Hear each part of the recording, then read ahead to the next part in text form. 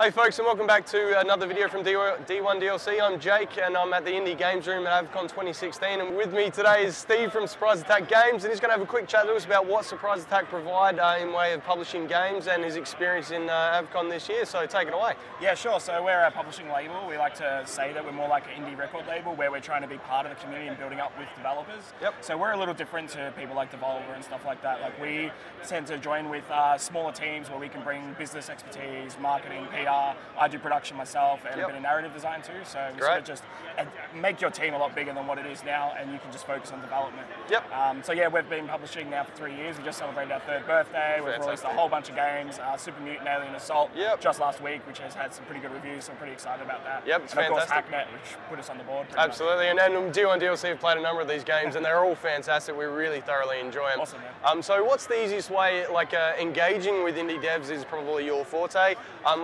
What gets on the radar for something like SupriseAttack to be picked up for an indie dev? Yeah, sure. So basically, we're trying to sign games that have something to say or do things in an interesting way, right? Yep. So in terms of Hacknet, it was like a game like this hasn't been done for a very long time, and he's doing it in a very special way, and he's got a lot of interesting things to say. Yep. So that's sort of the route that we're sort of going down now. Back in the early days, it was more just signing the Australian games that we enjoyed, but now we're sort of trying to be more focused direction as we move forward. That's fantastic. Yeah, so we're traveling around the country, we're meeting all the Aussie devs. We do sign stuff from international waters, but we're trying to keep it about 70-30 split because we want the Australian scene to grow, but if a good game from overseas comes along, we got to jump on it. Yeah, fantastic. That's really good. So, in terms of the actual AVCon convention itself and the Indie Games Room, you guys have found this pretty interesting to see the people coming through and playing the games and having the setup that you guys have there? Yeah, for sure. So we've got a huge setup here. Like we've been supporting the AVCon Indie Games Room for a couple of years now. Yep. Like, we come out here all the time.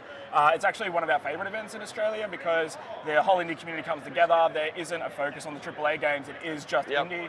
And while the audience isn't always here to play indie games, they always come along like, oh, what is this? Didn't even know this existed in our own backyard. Yep. So it's really important for us, and we think that more people should be supporting the event. Absolutely, and just being on the floor the last couple of days and being able to experience Indie Games Room, it's great to see the amount of people that are coming through, flooding in the Indie Games Room, and watching all of the indie devs get together and actually put on this really great show for everybody coming through. And I know it's really important for the devs to get that feedback, that tactile sort of feedback from the public as well as they start to develop their games. Yeah. And that's got to be advantageous for them as well. Yeah, that's right. Like we've got Blind here, which is running on the Oculus with the beta touch controls. It's the first time we've shown it in public.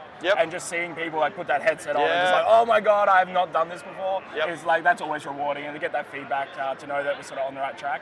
Even for someone like us that have a bunch of games, it's really nice to know that, hey, we're doing something good. Absolutely. Yeah, So just, you touched on Blind just really briefly there. So that's a VR style game. Can you tell me a little bit about that? Yeah, sure. So it's basically a VR game where you are blind.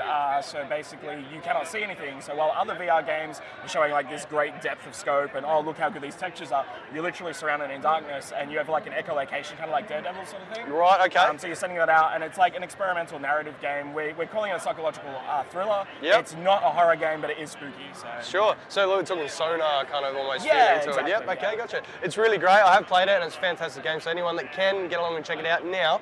With the large library of games that you guys are putting forward, what's the easiest way for people to, one, see the games that you guys are publishing and get their hands on them? Yeah, sure. So you can go to SupriseAttackGames.com, or you can just look for SupriseAttack on Steam, and it'll actually have a big list of all the games that we've been involved with, and you can sort of go through that. Great. Is there any sort of breaking news that you can release to us to say what might be coming out that we haven't seen so far? I can say that we will be announcing something in probably 2 weeks' time. So I'll make sure you guys all right, fantastic. Well, hopefully we can break that news. Come back and see what we have to say about SupriseAttack in the future. And thank you very much for having a chat to us. No worries, thanks for having me. And enjoy the rest of your day. Yeah. Cheers. Thanks, guys.